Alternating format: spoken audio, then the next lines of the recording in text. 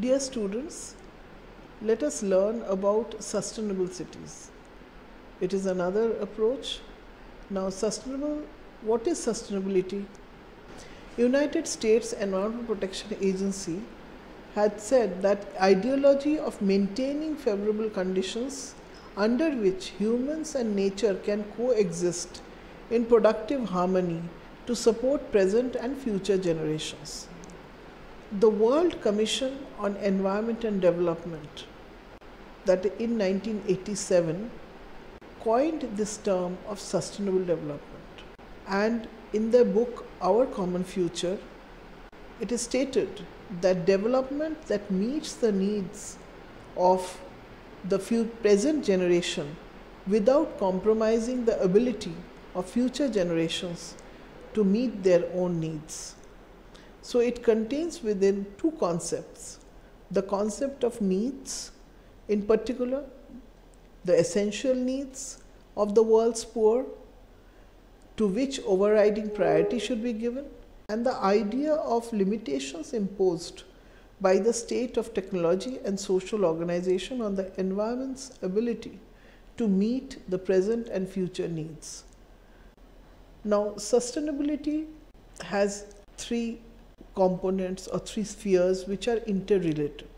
One is about economic sustainability, that is, economic activity should be self-renewing, able to build local assets, and it should be self-reliant. Then comes social sustainability. Social sustainability relates to the opportunity for full participation of people in all activities, or of stakeholders in all activities, and decision making of a society. And when this overlaps, it is, as I said, they are interrelated. So when social progress is coupled with economic development, it generates a fair world. Now we come to the third component of sustainability, that is environmental sustainability, which talks about communities are responsible for protecting and building natural assets, and because many a times economics and environment don't see eye to eye and there are conflicts. So, but when they come together in a harmonious way, the economic development and environmental responsibility leads to a viable world.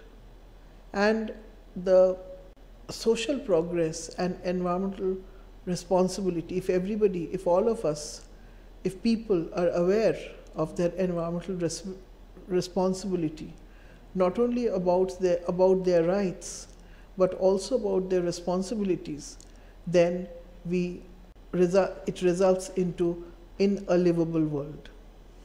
Now, what is an Oxford definition?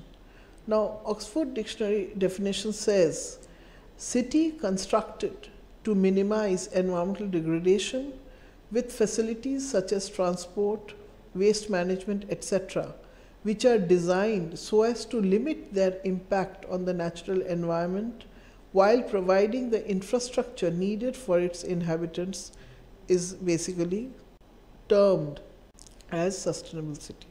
Siemens in 2013 said that the aim is to create smallest possible ecological footprint, produce low or no pollution, to efficiently use land, to recycle and convert waste to energy, and make the city's overall contribution to climate change minimal.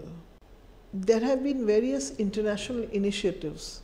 The World Commission, United Nations World Commission on Environment and Development, had coined the term, but there have been, after that, post the conference, there have been various international initiatives, and one of them is the Sustainable Development Goals. So UNDP has developed these goals in 2015 for a 15-year period, that is till 2030. And if you see, the 11th goal is to develop sustainable cities and communities. Now, Coming to the sustainability index, how do we say that a city is sustainable or not sustainable? So the index talks about the people, the planet and the profit. So in the people, we find that the education, health, demographics, income inequality, affordability, work-life balance and crime are related to people, and they are the indicators related to people. Now, what are the indicators related to profit or business or economy? So they are transport infrastructure, economic development, ease of doing business, tourism, connectivity and employment. And about the planet, sustainability indicators or the index talks about environmental risks, about green spaces, energy, air pollution, greenhouse gas emission, waste management and drinking water and sanitation. The good case studies or the cities which qualify to be a sustainable city, the forerunner for this is Curitiba in Brazil, it's in southern Brazil, and it had a population of 2 million and area of 15,000 square kilometer. What were the challenges of this city? It was transport congestion, lack of open greens and basic services, mass unemployment, uncontrolled growth of squatter settlements. And the strategies which were put forth to overcome the challenges were physical integration of a public transport system, land use regulation and hierarchy of road network, modest express route system with dedicated bus lanes, reduced traffic resulting in reduced carbon emissions. About 60 square meter of green area per inhabitant, one of the highest rates among all cities in the world, were proposed.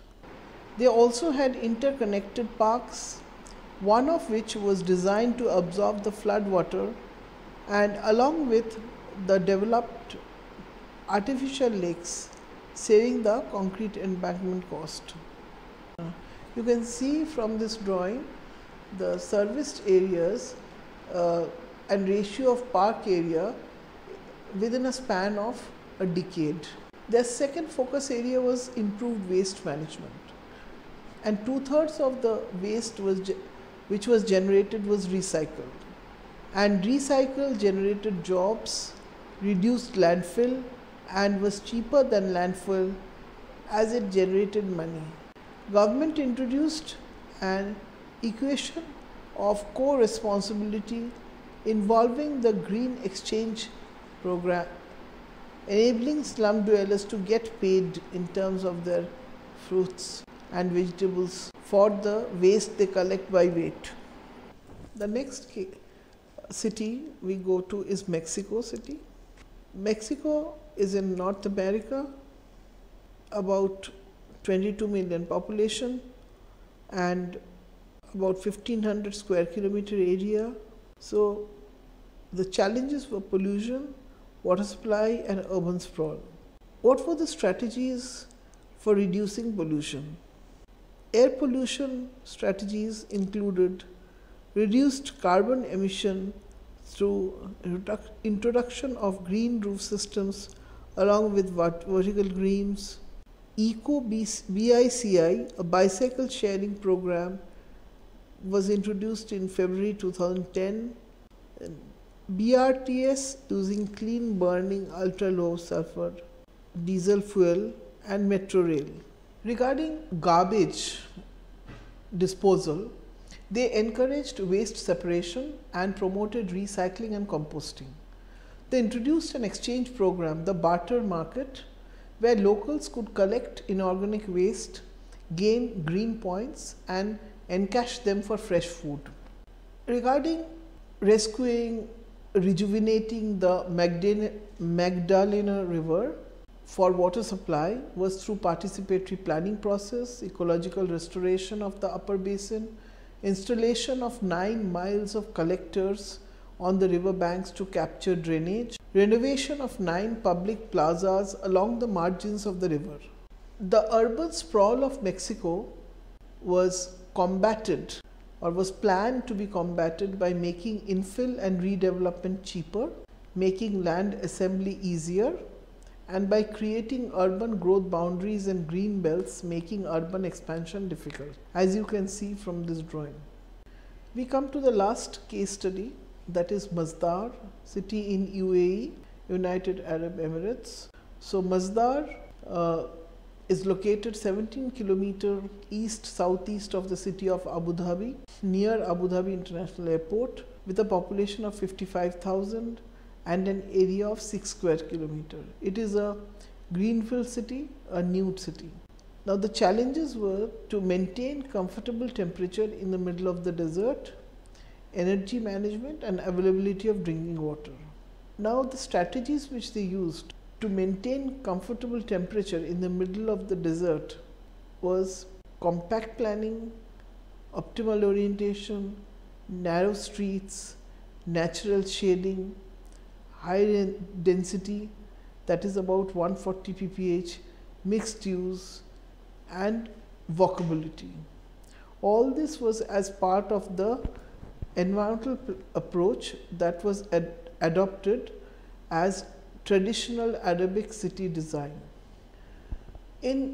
Regarding energy management, their strategies tried to reduce energy consumption by use of energy efficient techniques, that is insulation, low energy lighting specifications, percentage of glazing, that is in windows, optimizing natural light, installation of smart appliances and smart building management system.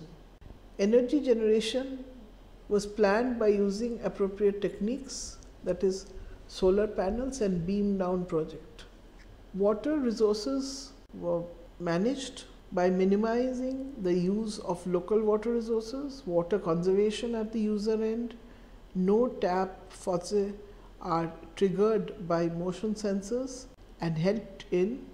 They also minimized the need for desalination or desalination as a source of water.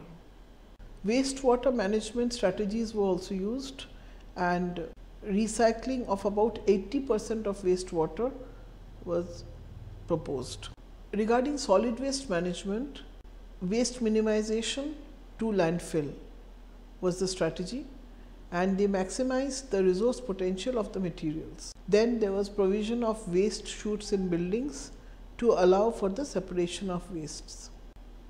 Bio waste was converted to compost and was proposed to be used for landscaping, and recyclable waste was also processed. Regarding mobility, Masdar was also planned as a pedestrian focused community with personal rapid transit, and the PRT ran on guided railways, was proposed to run on guided railways like traditional mass transit. The goal was to achieve a clean, highly efficient transit system with no sacrifice of individual freedom of travel.